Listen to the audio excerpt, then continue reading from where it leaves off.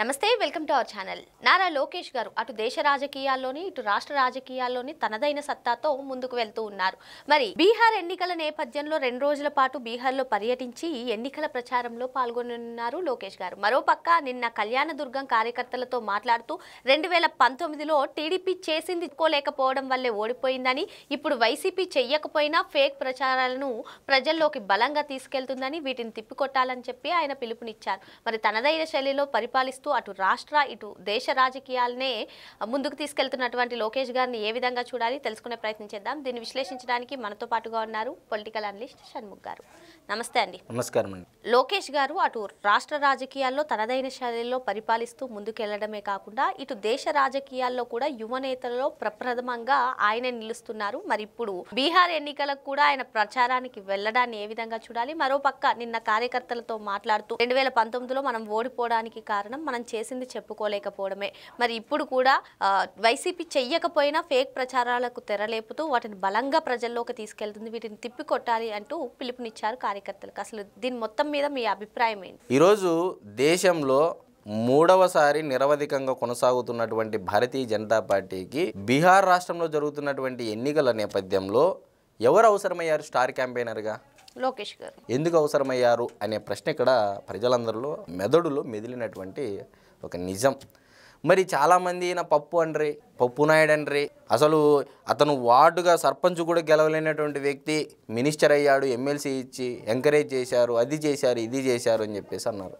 మరి ఈరోజు కేంద్రంలో ఉన్నటువంటి భారతీయ జనతా పార్టీలో ఉన్నటువంటి అగ్రశ్రేణి నాయకత్వంలో మోడీ, అమిత్ షా, యోగి ఆదిత్యనాథ్, రాజ్నాథ్ సింగ్, జేపీ నడ్డా, నితిన్ గడ్కరీ ఇలాంటి నాయకులే సైతం ఫిదా అయినటువంటి పరిస్థితి. నారా లోకేష్ గారి యొక్క చరిష్మా ఆ విధంగా పెరిగింది.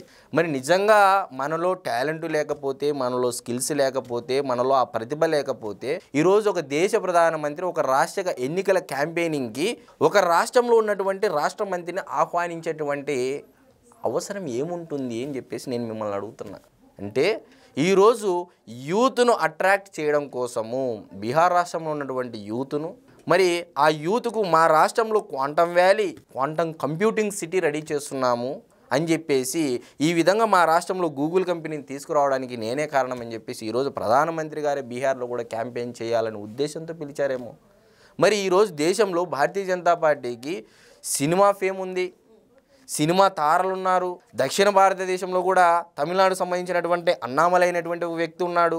మరి ఆయన పిలువకోకుండా నారా లోకేష్ గారిని ఎందుకు పిలిచినట్టు? అంటే ఈరోజు భారతీయ జనతా పార్టీకి స్టార్ క్యాంపెయినర్గా ఉత్తర భారతదేశంలో ఉన్నటువంటి రాష్ట్రానికి కూడా నారా లోకేష్ గారి ఆవశ్యకత ఏర్పడింది, అవసరం ఏర్పడింది. అంటే దట్ ఈజ్ నారా లోకేష్, జగన్మోహన్ రెడ్డి గారి సాక్షిగా మనం చెప్పచ్చు అనేది అయితే మనం ఖచ్చితంగా చెప్పచ్చు. ఇకపోతే బీహార్ రాష్ట్రంలో ప్రధానంగా JDU, Janata Dal united party, RJD, Tejashwi Yadav గారి పార్టీ, మరి జన్సురాజ్ పార్టీ, ప్రశాంత్ కిషోర్ పార్టీ, మరి అదేవిధంగా రామ్ విలాస్ పాస్వాన్కి సంబంధించినటువంటి విఐపి పార్టీ, మరి ఇన్ని పార్టీల నేపథ్యంలో మరి వామపక్షాలు, ఎంఐఎం, కాంగ్రెసు ఇన్ని ఉన్నాయి. సో మహాగఠబంధన్ ఒకవైపు, ఎన్డీఏ అలయన్స్ ఒకవైపు. మరి ఇటువంటి పరిస్థితుల్లో ఎన్డీఏ తరపున పాట్నాలో ప్రచారం నిర్వహించున్నారని చెప్పేసి మనకు సమాచారం. నాకు తెలిసి నేను మొదటి నుంచి చెప్తున్నటువంటి అంశం ఏంటంటే దేశంలో అతి ఫాస్ట్గా ఎమర్జ్ అవుతున్నటువంటి యువ నాయకులలో నారా లోకేష్ గారు మొదటి స్థానంలో ఉన్నారనేది నొక్కి ఒక్క నుంచి ఇప్పటికి చాలాసార్లు చెప్పా. సో అదే ఈరోజు దేశ ప్రధానమంత్రి గారు ఈరోజు ఏమంటున్నారు, భారతీయ జనతా పార్టీ వాళ్ళైనా లేకపోతే మిగిలినటువంటి ప్రతిపక్షాలు కొంతమంది మోడీ గారి అభిమానులు ఉంటారు రాజకీయాలకు అతీతంగా, వాళ్ళంతా ఏమంటున్నారు, విశ్వగురు అంటున్నారు. మరి ఆ విశ్వగురు సైతం గుర్తించినటువంటి వ్యక్తి ఎవరండి? లోకేష్ గారు, నారా లోకేష్. కానీ దౌర్భాగ్యం ఏంటంటే ఈరోజు ఒక వ్యక్తి ఎదుగుతూ ఉంటే, ఒక వ్యక్తి తన ప్రతిభతో, తన టాలెంట్తో, తన స్కిల్స్తో ఎదుగుతూ ఉంటే పళ్ళు ఉన్నటువంటి చెట్టుకు రాళ్ళు వేసినట్టు మిగిలినటువంటి మన రాష్ట్రంలో ఉన్నటువంటి కొంతమంది అతనిని పప్పు అని కొన్ని కోట్ల రూపాయలు వెచ్చించి సోషల్ మీడియాలో ప్రచారం చేశారు. కానీ అవి ఏమీ పట్టించుకోకుండా ఒక డెఫ్ మ్యాన్గా ఈ చెవికి తీసుకోకుండా తనకు తానుగా నిరూపించుకున్నాడు యువగలం పాదయాత్ర సాక్షిగా. ఇకపోతే కళ్యాణదుర్గం నియోజకవర్గంలో ఆయన ఉత్తమ కార్యకర్తలతో సమావేశం నిర్వహించారు. ఈరోజు దేశంలో ఒక ప్రాంతీయ పార్టీ కానీ ఒక జాతీయ పార్టీ కానీ ఆయా ప్రదేశాల్లో సమావేశాలు నిర్వహిస్తే మొదటగా రాష్ట్ర ప్రజలను ఉద్దేశించి సభలను పెడతారు. కానీ ఇక్కడ ఏం జరుగుతూ ఉంది?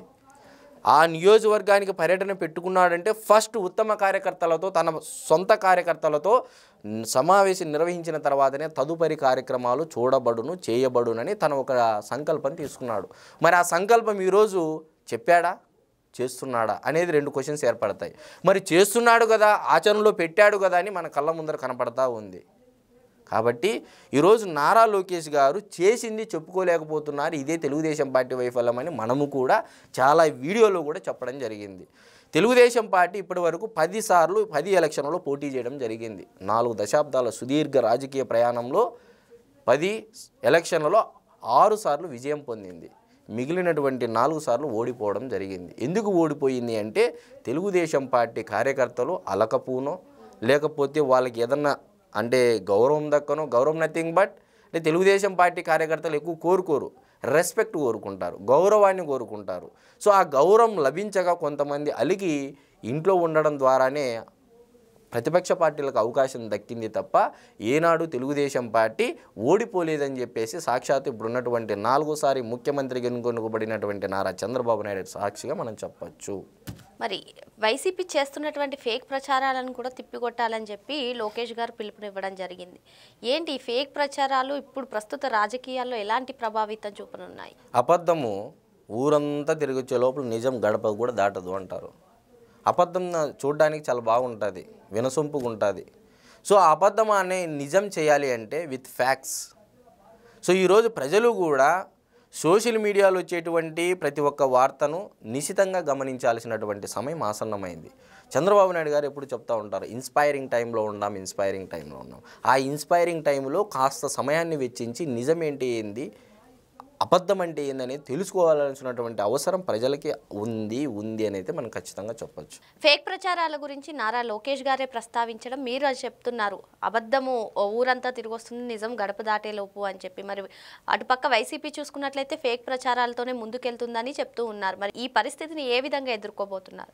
కార్యకర్తల్లో ఇది మన పార్టీ, ప్రజలు ఇది మన రాష్ట్రం అని అనుకొని స్వచ్ఛందంగా ఈరోజు నారా లోకేష్ గారు అధికారంలోకి అంటే కూటమి ప్రభుత్వం అధికారంలోకి వచ్చిన తర్వాత జరుగుతున్నటువంటి పరిణామాలు ఏంటి, మరి గత 5 ఏళ్లలో జరిగినటువంటి పరిణామాలు ఏంటి? జగన్మోహన్ రెడ్డి గారు ఒక ఛాన్స్ అన్నారు. ఇప్పుడు ఈ పథకాలు, సంక్షేమము, అభివృద్ధి ఇదంతా ఈ 4 ఏళ్ళలో జరుగుతున్నటువంటి ఒక నాటకం. ఎండ్ ఆఫ్ ది డే ఎలక్షన్లకు ముందు 2-3 నెలల ముందు నుంచి జరిగేటువంటి రాజకీయమే ఆ ఎలక్షన్లను డిసైడ్ చేస్తుంది అనేది ప్రజలందరికీ తెలిసినటువంటి వాస్తవం.